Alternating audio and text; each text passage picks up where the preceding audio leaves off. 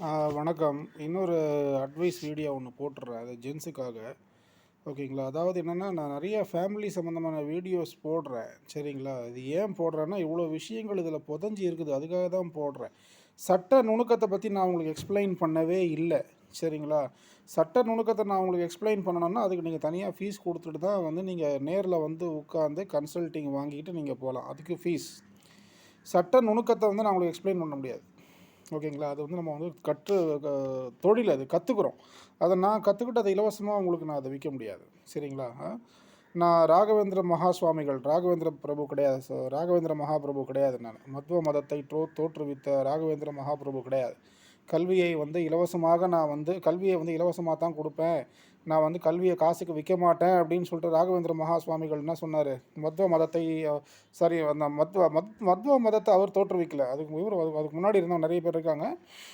ராகவேந்திர சுவாமிகள், ஓகேங்களா, அவர் தான் சொல்லுவார் தன்னுடைய ஏன்னா அவரோட மனைவி கூட தற்கொலை பண்ணிக்கிட்டாங்க. குழந்தைகளை வந்து என்ன பண்ணாங்க, கிணத்துல தூக்கி போட்டு தானும் தற்கொலை பண்ணிக்கிட்டாங்க இல்லையா? காரணம் வறுமை. நீ இவ்வளவு தூரம் இப்போ கல்வியை கற்று வந்து நீங்கள் வந்து காசுக்கு விற்க மாட்டேங்கிறீங்களே உங்களுடைய கல்வியை. இல்லைம்மா, நான் காசுக்கு விற்க முடியாதும்மா, கல்விம்மா அது, அதை போல் எப்படிம்மா காசுக்கு விற்க முடியும் அப்படின்னு சொல்லிட்டு தான் ராகவேந்திர மகாபிரபு வந்து சொல்லியிருக்கிறாரு. மத்வாச்சாரியார் தான் அதை தோற்றுவித்தார்னு நினைக்கிறேன். எனக்கு தெரியலப்பா, நானும் மத்வ மதத்தை சேர்ந்தவன் தான். பட் என்ன சொல்கிறது, அதிகமாக படித்தது பைபிளையும் குரானையும், கரெக்டுங்களா? அதனால் வந்து நமக்கு அது தெரியல. சரிங்களா? Okay, coming to the point. சட்ட நுணுக்கங்களை வந்து நான் வந்து உங்களுக்கு ஃபுல்லாலாம் எடுத்து சொல்ல முடியாது. சரிங்களா? கேஸில் இந்த மாதிரி பண்ணாதீங்க, இப்படி பண்ணாதீங்கன்றதை நான் உங்களுக்கு சொல்ல முடியும். அது வந்து ஜஸ்ட் ஒரு அட்வைஸ் அண்ட் சஜஷன். நீங்கள் பிரச்சனையில் மாட்டிக்காமல் இருங்க, கோர்ட்டுக்கு வராமல் இருங்க, போலீஸ் ஸ்டேஷனுக்கு போகாமல் இருங்க, அப்படிங்கிற ஒரு விஷயத்தை தான் நான் உங்களுக்கு சொல்கிறேனே தவிர ஃபுல் சட்டத்தையும் எக்ஸ்பிளைன் பண்ணிகிட்டு இருக்க முடியாது. ஓகேங்களா? ஏன்னா நான் காசு கொடுத்து படித்து நான் அதன் மூலமாக தான் பணம் சம்பாதிக்கணும். சரிங்களா?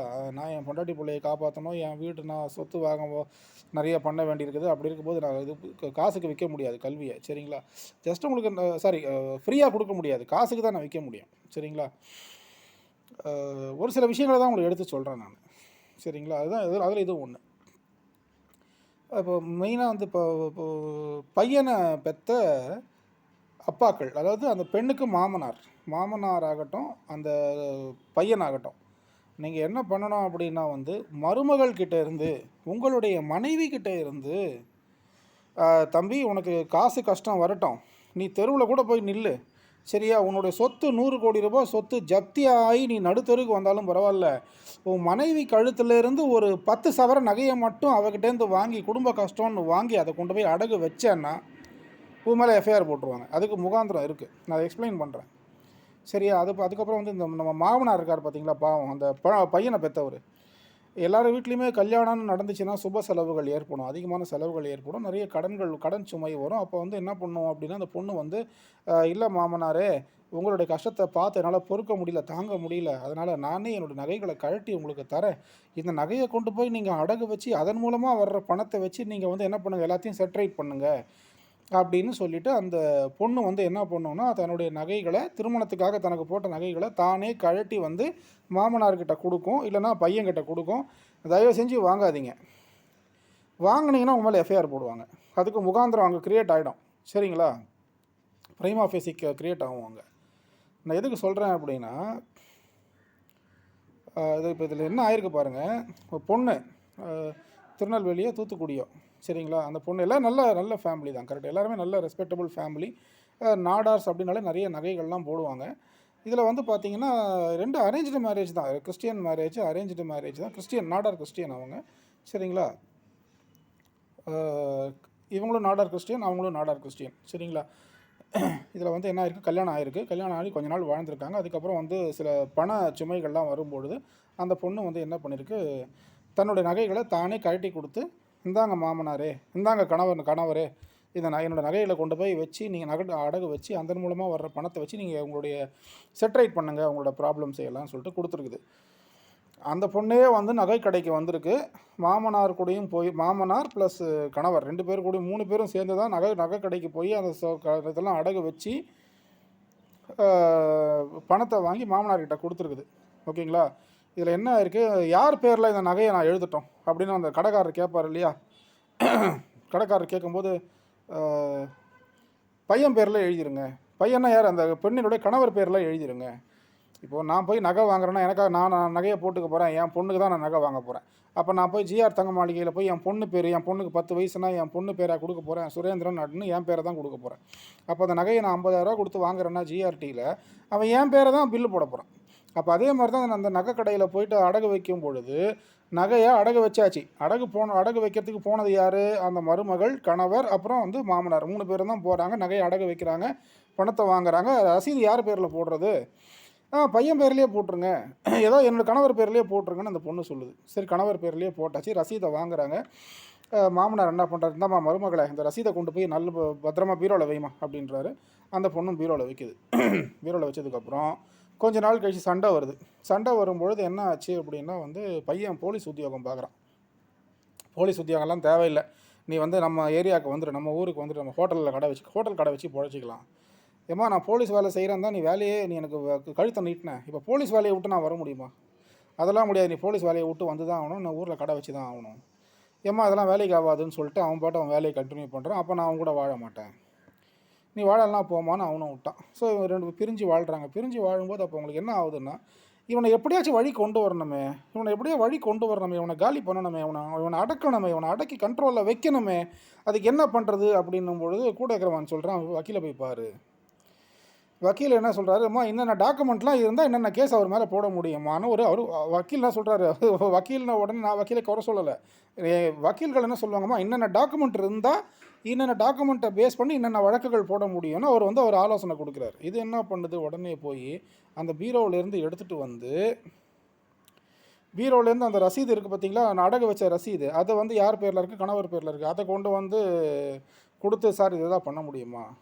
நீ முதல்ல போய் ஸ்டேஷனில் கம்ப்ளைண்ட் கொடுமா. இது வந்து லீகல் ப்ரொசீஜரை வந்து வக்கீல் என்ன பண்ணுறாரு? தன்னுடைய கட்சிக்காரருக்கு சொல்கிறாரு, இதுதான் லீகல் ப்ரொசீஜர். அதுக்காக வக்கீல் வந்து கெட்டவங்க கிடையாது. எல்லா வக்கீல்களும் எவ்வளவு நல்லவங்கன்றது எனக்கு தெரியும். நானும் வக்கீலாக இருக்கிறேன், நானும் கோர்ட் ப்ராக்டிஸ் பண்ணுறேன். என்னுடைய வக்கீல்கள் எவ்வளவு நல்ல மனசு கொண்டவங்கன்றது எனக்கு தெரியும். அதை போய் நாங்கள் வக்கீல்களாகிய நாங்கள் போய் அடுத்தவங்க கிட்டே போய் நாங்கள் ஆஞ்சநேயர் மாதிரி நெஞ்சை பொழந்து காட்ட வேண்டிய அவசியம் எங்களுக்கு கிடையாது. கரெக்டாக இல்லையா? நாங்கள் நல்லவங்க, நாங்கள் யோக்கியமானவங்கன்றது எங்களுக்கு தெரியும். நீங்கள் பிரச்சனை, நீங்கள் வந்து உங்களுடைய கோபம், உங்களுடைய ஆத்திரம், உங்கள் மனசுக்குள்ளே இருக்கிற அழுக்கு, கெட்ட எண்ணம், உங்களுடைய ஈகோ, இதுக்காகத்தான் நீங்கள் வக்கீல்கிட்ட வரீங்க, போலீஸ்கிட்ட வரீங்க. முக்கியமாக வக்கீல்கிட்ட தான் வரீங்க. நீங்கள் வந்து வக்கீலை வந்து குறை சொல்லக்கூடாது. வக்கீல் என்ன சொல்கிறாருமா, இந்தந்த டாக்குமெண்ட்ஸுகள் இருந்தால் என்னென்ன வழக்குகள் போடலாமா, இந்த இப்போ கல்யாணம், இப்போ டிவோர்ஸ்னால் என்னம்மா, டிவோர்ஸ்னால் உன்னுடைய திருமண ஃபோட்டோ அதெல்லாம் கொண்டு வாமா, இதெல்லாம் இருந்தால் கேஸ் விவாகரத்து வழக்கு ஃபைல் பண்ணலாம். இதை இன்னொன்று டாக்குமெண்ட்லாம் இருந்துச்சுன்னா நம்ம வந்து என்ன பண்ணலாம், டிவி கேஸ் போடலாமா. அவர் வழக்கறிஞர் அதை சொல்கிறாரு. அந்த பொண்ணு போய் அதை போய் காட்டும் பொழுது, அம்மா நீ போய் முதல்ல வந்து ஸ்டேஷனில் ஃபஸ்ட்டு கம்ப்ளைண்ட் கொடுக்கணுமா. ஸ்டேஷனில் கம்ப்ளைண்ட் கொடுத்தா தான் நம்ம டிவி வந்து அங்கே டொமஸ்டிக் வயலன்ஸ் நடந்துச்சுன்றது ஒரு ஆதாரம் வந்து போலீஸில் கம்ப்ளைண்ட் இருக்கணும் இல்லையா. போலீஸ் ஸ்டேஷனுக்கு போகும்போது அங்கே இருக்கிறவங்க என்ன பண்ணுறாங்க, இது போல் வந்து வரதட்சணை கொடுமைக்கு இங்கே முகாந்திரம் இருக்குது அப்படின்னு சொல்லிட்டு போலீஸ்காரங்க என்ன பண்ணுறாங்க, எஃப்ஐஆர் போடலாமா. போடலாமே, தாராளமாக போடலாமே. அதாவது என்ன, இங்கே எப்படி இங்கே பிரைமா ஃபேசி அஃபென்ஸ் மேட் அவுட் ஆகுது பாருங்கள். அந்த பெண்ணினுடைய நகை, அந்த நகையை வந்து அந்த கணவர் என்ன பண்ணுறாரு, கொண்டு போய் பெண்ணினுடைய நகையை வந்து அந்த பொண்ணுக்கு தெரியாமல் திருடிட்டார். அந்த பொண்ணுக்கிட்டேருந்து வலுக்கட்டாயமாக பலவந்தமாக அந்த நகையை பறிச்சிட்டாரு. பறித்து கொண்டு போய் அந்த நகையை கொண்டு போய் அடமானம் வச்சிட்டாரு. வச்சதுக்கு உண்டான ரசீது இருக்குது. அதுதான் அந்த டாக்குமெண்ட்டு. புரியுதுங்களா? அந்த பெண்ணுக்கிட்டேருந்து அந்த பெண்ணுடைய கன்சென்ட், அந்த பெண்ணினுடைய கன்கரன்ஸ், அந்த பெண்ணினுடைய அனுமதி இல்லாமையே அந்த நகையை கொண்டு போய் ஒரு பீரோவிலேருந்து எடுத்து திருடி கொண்டு போய் வச்சிட்டாரு. தெஃப்ட்டு. மனைவி, இது உங்களுடைய மனைவி தான், உங்களுடைய மனைவியினுடைய நகையைத்தான் நீங்கள் எடுக்கிறீங்க, கரெக்டாக. ஆனாலும் மனைவிக்கு தெரிஞ்சு எடுக்கணும். மனைவிக்கிட்ட சொல்லிவிட்டு எடுக்கலைன்னா அது திருட்டு என்றே கருதப்படும். அதுதான் சட்டம், அதுதான். சரியா? இது என்னுடைய பாக்கெட்டில் இருக்கிற 10 ரூபா பணத்தை வந்து நானாக எடுத்து கொடுத்தா தான் உண்டே தவிர, நீங்கள் அந்த எடுத்துக்கிட்டிங்கன்னா அது திருட்டு தான். கரெக்டுங்களா? சட்டம் அதுதான் சொல்லுது, ஐபிசி அதை தான் சொல்லுது. இவங்க என்ன பண்ணுறாங்க போலீஸ்காரங்க, ஓகே அது கம்ப்ளைண்ட் அவங்ககிட்ட விசாரிக்கிறாங்க, அந்த பொண்ணுக்கிட்ட பேசுகிறாங்க, விஷயத்தை புரிஞ்சிக்கிறாங்க, அதுக்குண்டான டாக்குமெண்ட் இதோ இருக்குது. சரி, ஓகேம்மா, உன்னுடைய நகையை வந்து உன்னுடைய கணவர் வந்து உனக்கு தெரியாமையே பீரோவை திறந்து திருடி எடுத்துகிட்டு போய் நகையை அடமானம் வச்சிட்டாரு அப்படின்னு போடலாம். இல்லைனா வந்து அப்படின்னு போடலாம். இல்லைனா வந்து உங்ககிட்டேருந்து பலவந்தமாக உன்னை கட்டாயப்படுத்தி, உன்னை ஃபோர்ஸ் பண்ணி, உன்னுடைய கன்கரன்ஸை மீறி உன்னுடைய ஒப்புதலெல்லாம் இல்லாமல் உன்னை டார்ச்சர் பண்ணி உன்னை ஹெராஸ் பண்ணி அந்த நகையை கொண்டு போய் அடமானம் வச்சு அந்த பணத்தை குடிக்கிறதுக்கு எடுத்துக்கிட்டாருன்னு கூட கேஸ் போடலாம். என்ன வேணால் போடலாங்க. சரியா? சரிங்க, அப்படின்னா நீங்கள் போட்டுருங்க. போட்ட உடனே எஃப்ஐஆர் உழுது யார் மேலே? அந்த பையன் போலீஸ் டிபார்ட்மெண்ட்டில் வேலை பார்க்குறாங்க. போலீஸ் டிபார்ட்மெண்ட்டில் வேலை பார்க்குறான். டிவிஎஸ்சி அந்த ஆன்டி கரப்ஷன் விங்கில் இருக்கிறான் அந்த பையன். அவன் மேலே எஃப்ஐஆர் உழுது. என்னன்னு உழுது? இவர் வரதட்சணை கேட்டார், வரதட்சணை அதிகமாக கேட்டார், துன்புறுத்தினார், அடித்தார், வெட்டினார், குத்தினாருன்ற ஸ்டாண்டர்டாக வார்த்தைகள்லாம் போட்டுட்டு, ரெகுலராக போடுற வார்த்தைகளை போட்டுட்டு, இவர் வந்து தன்னுடைய மனைவியிடம் இருந்து நகையை இப்போ என்ன சொல்கிறது பலவந்தமாக பறிச்சார், இன்னும் போட்டு நகை வேணும்னு சொல்லிட்டு கொடுமைப்படுத்தினார் அப்படின்னு சொல்லிட்டு அவங்க பாட்டு என்ன பண்ணிட்டாங்க, எஃப்ஐஆரை போட்டாங்க. எஃப்ஐஆரை போட்ட உடனே என்ன ஆகுதுன்னா, அவர் அப்புறம் ஆன்டிசிபேட்டரி பெயில் எடுக்கிறாங்க வைங்க. இப்போ தெரியுதுங்களா, நீ வந்து 100 கோடி ரூபா ப்ராப்பர்ட்டி உனக்கு ஜப்தி ஆனாலும் பரவாயில்ல, நீ தெருவுக்கு வந்தாலும் பரவாயில்ல, மாமனாரே கணவன்மாரே தயவு செஞ்சு உங்களுடைய மருமகள் கிட்ட உங்களுடைய மனைவி கிட்ட நீங்கள் நகையை வாங்கிக்காதீங்க. ஏன்னா அது நான் ஸ்டார்டிங்கில் நல்லா தான் இருக்கும், போக போக என்ன ஆகும்னா பிரச்சனை கொடுக்கும். அப்போ அந்த பிரச்சனைக்கு இவங்க என்ன பண்ணுவாங்கன்னா, இந்த டாக்குமெண்ட்டை அது பீரோவில் கொண்டு போய் இதை பத்திரமா வைமா அப்படின்னு சொன்ன அந்த டாக்குமெண்ட்டை எடுத்துகிட்டு போய் அவங்க ஸ்டேஷனில் கொடுத்து அதை எஃப்ஐஆராக பதிவு பண்ணுறாங்க. இப்போ இந்த எஃப்ஐஆர் நம்ம குவாஷ் பண்ண போகிறோம் வைங்க, அதை பற்றி மேட்ரு எஃப்ஐஆர் குவாஷ் ஆகும் வைங்க, நம்ம குவாஷ் பண்ணலாம் சரிங்களா. ஏன்னா அதில் வந்து ஆதாரம் கிடையாது, அதில் வந்து எல்லாம் போய் ஃபால்ஸ் கம்ப்ளைண்ட்டு, ராங்லி இம்ப்ளிகேட்டட் இந்த கேஸ்ன்னு சொல்லிட்டு நம்ம வந்து எஃப்ஐஆர் குவாஷ் பண்ண தான் போகிறோம் சரிங்களா. அதை பற்றி மேட்ரு கிடையாது. ஆனால் நீங்கள் நல்லதுன்னு நினச்சிங்க அது கெட்டதாக மாறுது, நீங்கள் பிள்ளையாரை பிடிச்சிங்க அது குரங்காக மாறுது.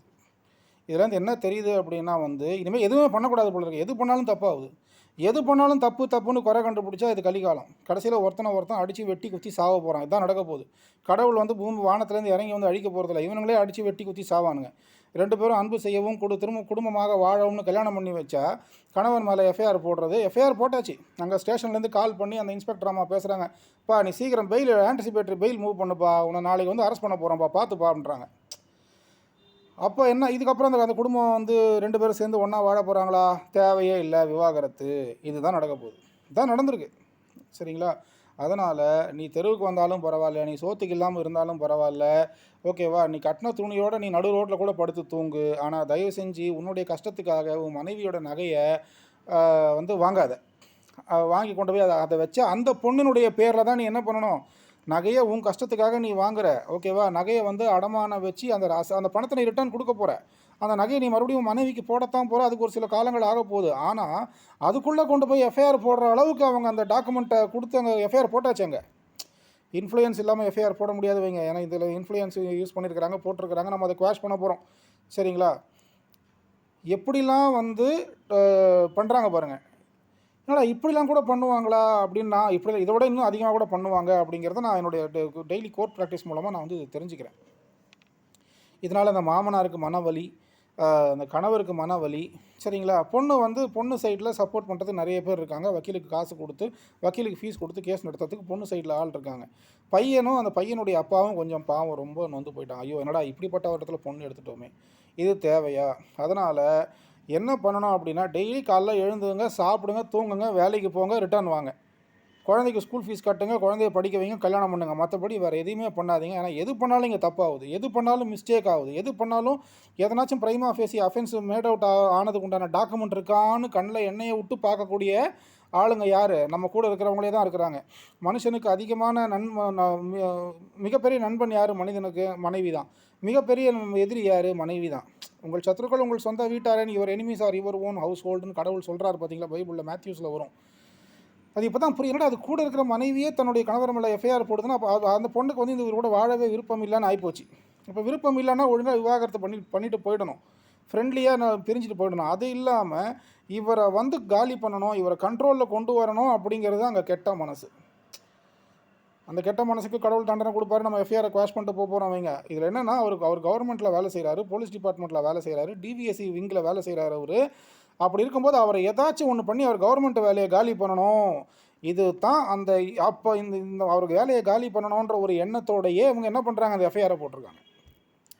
எஃப்ஐஆர் போடுறதுக்கு முக்கியமான காரணம் என்ன, அந்த நகையை வந்து கணவர் வந்து தன்னுடைய மனைவியை வந்து பலவந்தப்படுத்தி, மனைவியை கட்டாயப்படுத்தி, ஓகேவா, கொண்டு போய் அந்த நகையை அவள் கழுத்துலேருந்து பறித்து கொண்டு போய் என்ன சொல்கிறது, அந்த அந்த அடகு கடையில் வச்சு அந்த பணத்தை எடுத்துக்கிட்டாரு. அந்த அடகு கடை ரசீது வந்து யார் பேரில் இருக்குது? கணவர் பேரில் இருக்குது. அப்போ அந்த கணவர் குற்றம் செய்து விட்டார் அப்படிங்கிறதுக்கு உண்டான முகாந்திரம் அங்கே வந்து போச்சு. எஃப்ஐஆர் முகாந்திரம் இருந்தால் எஃப்ஐஆர் போட்டிருப்பா. இதுதான் கரெக்டுங்களா? ஸோ அதனால் எல்லாருமே இனி ஜாக்கிரதையாக இருக்கணும். இனி யாருமே எதுவும் செய்யக்கூடாது. அதாவது என்ன சொல்கிறது, எய்ட்ஸ் வராமல் இருக்க வேண்டும் என்றால் என்ன செய்ய வேண்டும் தான் கேள்வி. இதுக்கு பதில் என்ன? ஒன்றும் செய்யக்கூடாது. இதுதான் பதில். ஒன்றுமே செய்யாதப்பா. காலைல எழுந்துக்கோ, சாப்பிடு, தூங்கு, வேலைக்கு போ, மறுபடியும் வா, சாப்பிடு, தூங்கு, வேலைக்கு போ, இதையே பண்ணு. நீ எதை நல்லது பண்ணாலும் கெட்டதாக மாறுது. எது கெட்டது பண்ணாலும் அதை மக்கள் நல்லதாக பார்க்குறாங்க. இது அவங்களுடைய ஸ்பிரிட் ஆஃப் கன்ஃபியூஷன். அவங்களோட மனசில் அவங்க நல்ல எண்ணம் இல்லை, நல்ல புத்தி இல்லை. அதனால தான் அவங்க இப்படிலாம் கெட்ட மாதிரி யோசிக்கிறாங்க. இதனுடைய விளைவு என்னாச்சு? குடும்பம் கெட்டு போய் ஜீரோ ஆச்சு. அதுக்கப்புறம் இன்னொன்று வந்து என்ன அப்படின்னா, உங்களுடைய மனைவியினுடைய தம்பியோ அண்ணனோ ஜெயிலுக்கு போய் மாற்ற அளவுக்கு எஃப்ஐஆர் அக்யூஸ்டாக ஆகுறாங்கன்னா தயவு செஞ்சு அவங்கள காப்பாற்றாதீங்க. கரெக்டுங்களா? இந்த கேஸில் அதுதான் ஒரு மேட்ரு. என்னன்னாக்கா, சார் என் ஒய்ஃபுடைய தம்பி சார் அவன், என் ஒய்ஃபுடைய அண்ணன் சார் அவன் ஒரு பிரச்சனையில் மாட்டிக்கிட்டான், நான் போய் பணத்தை கொடுத்து காப்பாற்றினேன், நான் போய் அவனை வந்து வெளியே கொண்டு வந்தேன், எஃப்ஐஆர் போடாமல் அவனை வெளியே கொண்டு வந்துட்டேன். இத்தனை நேரம் எஃப்ஐஆர் போட்டிருந்தா அவன் கவர்மெண்ட் வேலையை பாதிச்சிருக்கும். நான் இவ்வளோவெல்லாம் பண்ணேன், ஏன் பண்ணேன், எதுக்கு பண்ணேன், உனக்கு அவங்க நன்றி நினச்சாங்களா? இப்போ உன் மேலே டிவி கேஸ் போட்டிருக்கிறாங்க, எதுக்கு இதை செஞ்ச? சாகட்டோன்னு விடு. நன்மை செய்தாலும் அந்த நன்மைக்கு தீமை செய்கிறாங்களே மக்கள், இவங்களை நம்ம என்ன பண்ணலாம்? ஆண்டவர் தான், மேலே இருக்கிறவர் தான் பார்க்கணும். கரெக்டாக? ஆனால் அவர் பார்ப்பார், கண்டிப்பாக தண்டனை கொடுத்துருவாருவீங்க. எதுக்கு நான் சொல்கிறேன்னா, எதை நல்லது பண்ணாலும் கெட்டதாக மாறுது. உன்னுடைய மனைவியினுடைய தம்பியோ அண்ணனோ மாட்டிக்கிட்டான் அப்படின்னா, போலீஸில் மாட்டிக்கிட்டான் அப்படின்னா, எஃப்ஐஆர் போட போகிறாங்கன்னா போட சொல்லு. நீயே போய் ஸ்பெஷலாக போய் இன்ஸ்பெக்டரை போய் பார்த்து தயவு செஞ்சு போடுங்கய்யா, ரிமாண்டை அமுச்சு விடுங்கய்யா, புழலுக்கு அமுச்சு விடுங்கன்னு சொல்லு. அவனை போய் காப்பாற்றி கடைசியில் இப்போ அவன் என்ன பண்ணுறான், அவன் வந்து தன்னுடைய அடிக்க வரான். டேய், நான் உன்னை காப்பாற்றினேடா, உன்னை கவர்மெண்ட் வேலையை உனக்கு எஃப்ஐஆர் உன் பேரில் இருந்துச்சுன்னா கவர்மெண்ட் வேலைக்கே நீ போக முடியாதடா, உன்னை காப்பாற்றி கூப்பிட்டு வந்தனேடா, என்ன போய் அடிக்கிறியடா அப்படின்னா சொல்ல அடிக்கிறான். அப்போது நீ நன்மை செஞ்சால் அவங்க தீமை செஞ்சுட்டாங்க. எதுக்கு அந்த நன்மையை நீ செய்கிற? சார், தர்ம நியாயத்துக்கு கட்டுப்பட்டு நான் செஞ்சிட்டேன் சார், இதோ இப்போ அனுபவிக்கிறான், ஒன்றும் சொல்கிறதுக்கு இல்லை. இது ஒரு விஷயம். உங்கள் கணவன்கிட்ட மனைவி உண்மையாக இருக்கணும், மனைவி கிட்ட கணவன் உண்மையாக இருக்கணுன்றதெல்லாம் இப்போ இல்லை. ஓகேவா? எல்லாம் மனைவி கிட்ட கணவர் ஜபர்தஸ்து காட்டுவார். என்ன சொல்கிறது, மனைவி கிட்ட ஜபர்தஸ்து காட்ட வேண்டியது கணவர்கிட்ட மனைவி ஜபர்தஸ்து காமிக்கிறது. கட்சியில் ஜபர்தஸ்து காமிச்சு என்ன ஆகுது அப்படின்னா வந்து எல்லாம் கெத்து காட்டி கட்சியில் வந்து கோர்ட்டில் வந்து நிற்க வேண்டியது. இதுதான் நடக்குது இப்போது. சரிங்களா? அதுக்கப்புறம் வந்து பார்த்திங்கன்னா, ஒரு பொண்ணு ஒன்று வந்துச்சு. அந்த பொண்ணை பற்றி நான் சொல்லிடுறேன் பாருங்கள். பொண்ணு வந்து சாஃப்ட்வேர் கம்பெனியில் வேலை செய்து 1 லட்ச ரூபா சம்பளம் வாங்குது. அப்பா அம்மா 2 பேருமே கவர்மெண்ட் சர்வெண்ட்டு. கிட்ட ஒரு 6-7 வீடு வாடகைக்கு வருது. பையனும் லேஸ்பட்டவன் இல்லை. பையனும் வந்து ஒரு 60,000-70,000 சம்பாதிக்கிறான். அவனுக்கும் ஒரு 2-3 வீடு வாடகை வருது. அப்பா அம்மாலாம் கவர்மெண்ட்டில் பென்ஷன் வாங்குறாங்க. சரிங்களா? இவனும் வெல் செட்டில்டு, அவனும் வெல் செட்டில்டு. இவங்க 2 பேருக்குள்ளே இப்போ முட்டின உடனே என்ன பண்ணுறாங்க அப்படின்னா வந்து பையன் வந்து பார்த்திங்கன்னா தன்னுடைய சம்பளத்தை வந்து குடும்பத்துக்கு கொடுக்காம அவர் பாட்டு என்ன பண்ணுறாரு, சொத்தில் இன்வெஸ்ட் பண்ணுறாரு. 2 குழந்தை இருக்குது. இந்த பொண்ணு இவர் என்னையா சம்பளம் தர மாட்டேன், உனக்கு சம்பளம் தர முடியாது, நீயே 1 லட்ச ரூபா சம்பாதிக்கிற, உங்கள் அப்பா அம்மா வேறு வந்து உனக்கு காசு கொடுத்துட்ருக்காங்க, 6 வீடு 7 வீடு வந்து உனக்கு வாடகை வந்துக்கிட்டு இருக்கு, நான் ஏன் உனக்கு தரணும், நான் சொத்தில் இன்வெஸ்ட் பண்ணுறேன் அப்படின்னு சொல்லிட்டு அவர் போகிறாரு. தன்னுடைய சம்பளத்தை கொடுக்காம சொத்தில் இன்வெஸ்ட் பண்ணுறாரு. அது இந்த பொண்ணுக்கு பிடிக்கல. இந்த பொண்ணு என்ன பண்ணுது, எப்படியாச்சும் என்னோடய கணவரை கண்ட்ரோல் பண்ணணும் அப்படின்னு நினைக்கிது. இங்கே தான் தப்பு வருது, இங்கே தான் மிஸ்டேக் வருது. உன்னோட கணவனை நீ கண்ட்ரோல் பண்ணணும்னு நினைக்கிறது தப்பு. சட்டப்படி கண்ட்ரோல் பண்ணணும். இப்போ நம்மக்கிட்ட வருதுமா, நீ என்னன்ற, அவனுக்கு காசு கொடுக்கலனாலும் பரவாயில்லம்மா, உனக்கு தான் சம்பளம் வருது இல்லையா, உன் சம்பளம் வந்தால் உன் குழந்தைகளை நீ காப்பாற்றுமா, அவன் தான் உனக்கு சொத்து வாங்குறான்றால, சொத்து வாங்கக்கூடாது. அவனை தடை பண்ணணும். என்ன பண்ணணும்? அதை பாருமா, அவன் என்ன சொத்து வாங்குறான், அந்த சொத்து டாக்குமெண்ட் உங்கள் வீட்டில் வச்சுருக்கிறானா? வச்சுருக்கிறான். அவன் எனக்கு குடும்பத்துக்கு காசே தர மாட்டேங்கிறான். அவன் குடும்பத்துக்கு காசு தரல, உனக்கு தான் 1 லட்ச ரூபா நீ சம்பாதிக்கிறல்ல, 2 குழந்தைங்களுக்கு நீ 2 உங்கள் அப்பா அம்மாவுக்கு வாடகை வருது, எல்லாம் வருது, நல்லபடியாக வாழ்ந்துட்டு போயாமா. அதெல்லாம் முடியாது சார், என் கணவரை நான் காலி பண்ணியே ஆகணும், என் கணவரை வந்து நான் என்ன பண்ணணும், அவரை கண்ட்ரோல் பண்ணணும், அவர் இன்வெஸ்ட் பண்ணக்கூடாது சொத்தில், அவர் இன்வெஸ்ட் பண்ண சொத்துலேருந்து எனக்கு பங்கு வரணும். அவனுக்கு ஆட்டோமேட்டிக்காக வரதானமாக போகுது, எனக்கு அவர்கிட்ட விவாகரத்து வேண்டாம் சார், அவர்கிட்ட ஜீவனாம்சம் வாங்கி கொடுங்க. அதெல்லாம் தப்புமா. இல்லை சார், அவரை வந்து நம்ம கண்ட்ரோல் பண்ணோம் சார். சரிம்மா, அப்போ அவர் என்ன சொத்து வாங்கியிருக்கிறாரோ அந்த சொத்து டாக்குமெண்ட்டை கொண்டு வா, அதை நம்ம கோர்ட்டில் வந்து அட்டாச் பண்ண சொல்லி கேட்போம், ஒரு கேஸ் ஃபைல் பண்ணுவோம் அப்படின்னா. அந்த பொண்ணு என்ன பண்ணிடுச்சு அப்படின்னா, ஸ்ட்ரைட்டாக வீட்டுக்கு போச்சு, கணவர் என்ன சொத்து வாங்கினாரோ அந்த சொத்து டாக்குமெண்ட்டை ஜெராக்ஸ் எடுத்துகிட்டு வந்து கொண்டு வந்து ஆஃபீஸில் கொடுத்துருச்சு. இப்போ நம்ம வந்து என்ன பண்ண போகிறோம், ஜீவனாம்சம் கேட்டு கேஸை ஃபைல் பண்ண போகிறோம். சரிங்களா? இது நடுவில் வந்து 2 பேரும் பிரிஞ்சு இருக்கிறாங்க 2 வருஷமா. சரி 2 பேரும் பிரிஞ்சு இருக்கிறாங்க. இப்போ அந்த பையன் என்ன யோசிக்கிறான், நம்ம வந்து சொத்து வாங்கினது ஒரு தப்பு. அப்புறம் மனைவி கிட்ட நம்ம சம்பளம் என்னன்னு சொல்லாமல் இருந்தது ஒரு தப்பு. மனைவி கிட்ட சம்பளம் கொடுக்காம இருந்தது ஒரு தப்பு. சரிங்களா? இப்போ வந்து இப்போ வந்து அவ என்ன பண்ண போறா, அந்த பொண்ணு வந்து இது கேட்குது. அது பேர் என்ன? ஜீவனாம்சம் கேட்குது. ஜீவனாம்சம் கேட்குதுன்னா, அப்போ கணவர் எவ்வளோ சம்பாதிக்கிறாரு அப்படின்ற சேலரி ஸ்லிப் இதுகிட்ட கிடையாது. அவன் சிடிஎஸ்ல வேலை பார்த்துட்டு உட்காந்துட்டு இருக்கான். சிடிஎஸ்னா காக்னிசன்ட் டெக்னாலஜி, இந்த ஓஎம்ஆர் சிறுசேரியில் வேலை பார்க்குறான். வர்றதெல்லாம் சாஃப்ட்வேர் இன்ஜினியர்ஸ், வர்றதெல்லாம் ஓஎம்ஆர், வர்றதெல்லாம் ஐடி தான் வருது. வேறு எதுவும் வரமாட்டேங்குது கேசஸ்லாம் வந்தாக்கா. இப்போ நம்ம என்ன பண்ண போகிறோம், அந்த பையன் 2 சொத்து வாங்கி வச்சிருக்கிறான். ஒன்று 50 லட்சம் 50 லட்சம் சொத்து வாங்கி வச்சிருக்கிறான். சொத்து டாக்குமெண்ட் நம்ம கையில் ஜெராக்ஸ் கிடச்சி போச்சு. ஜெராக்ஸை கொண்டு போய் கோர்ட்டில் ஃபைல் பண்ண போகிறோம். கேஸ் வந்து நடக்க போகுது. ஆட்டோமேட்டிக்காக கேஸ் நம்ம பக்கம் தான் தீர்ப்பு வர போகுது. சரிங்களா? அப்போ வந்து நீ இவ்வளோ சொத்து வச்சிருக்கிற, இவன் பேரில் சொத்து வச்சிருக்கிற, சொத்து டாக்குமெண்ட் இதோ இங்கே இருக்குதுன்றது நம்ம வந்து ஆதாரத்தை கோர்ட்டில் கொடுத்தாச்சு. இப்போ ஆட்டோமேட்டிக்காக அந்த கேஸ் நம்ம பக்கம் தான் தீர்ப்பு வர போகுது. நம்ம பாட்டு கம்முன்னு உட்கார போகிறோம். இப்போ நம்ம என்ன பண்ண போகிறோம், நம்ம வந்து நீ எனக்கு என்னென்ன டாக்குமெண்ட்டை கொடுத்தியோ அந்த டாக்குமெண்ட்டை பேஸ் பண்ணி நான் கேஸை ஃபைல் பண்ணி கேஸை நடத்துகிறேன், அவ்வளவுதான். இதில் வர்ற பாவ புண்ணியங்கள் என்ன சேராதம்மா. ஏன்னா உன் கணவரை வந்து காலி பண்ணோன்னு நான் நினைக்கல, உன் கணவரை கண்ட்ரோல் பண்ணோன்னு நான் நினைக்கல. கரெக்டாக? நீ தான் அதை நினைக்கிற. உனக்கு தான் அந்த பாவம், அந்த பாவ புண்ணியம் உனக்கு தான் வரப்போகுது. இந்த கேஸு போடுறதுக்கு என்னென்ன டாக்குமெண்ட்ரி எவிடன்ஸ் இருந்தால் போடலான்னு நான் சொன்னேன். அந்த டாக்குமெண்ட்ரி எவிடன்ஸை நீ கொண்டு வந்து கொடுக்குறேன். நான் கேஸை போடுறேன், கேஸை நடத்துகிறேன், நான் ஃபீஸ் வாங்குறேன், நான் பாட்டு போய்கிட்டு இருக்கேன். கரெக்டாக? இதுலேருந்து என்ன தெரியுது, கணவனை அடக்கணும்னு நினச்சிட்டு இந்த பெண்கள் இப்படி பண்ணுறது வந்து அவங்களுக்கே அது வந்து தப்பாக போகுது. அவங்களோட லைஃபே அது நாசமாகுது. இதை அவங்க புரிஞ்சுக்கிட்டா நல்லாயிருக்கும். புரிஞ்சிக்கலைன்னா அவங்க அதை வந்ததை அவங்க அனுபவிக்கணும். வேறு ஒன்றும் சொல்கிறதுக்கு இல்லை. சரி, ஓகே. அடுத்த வீடியோவில் பார்க்கலாம். தேங்க்யூ.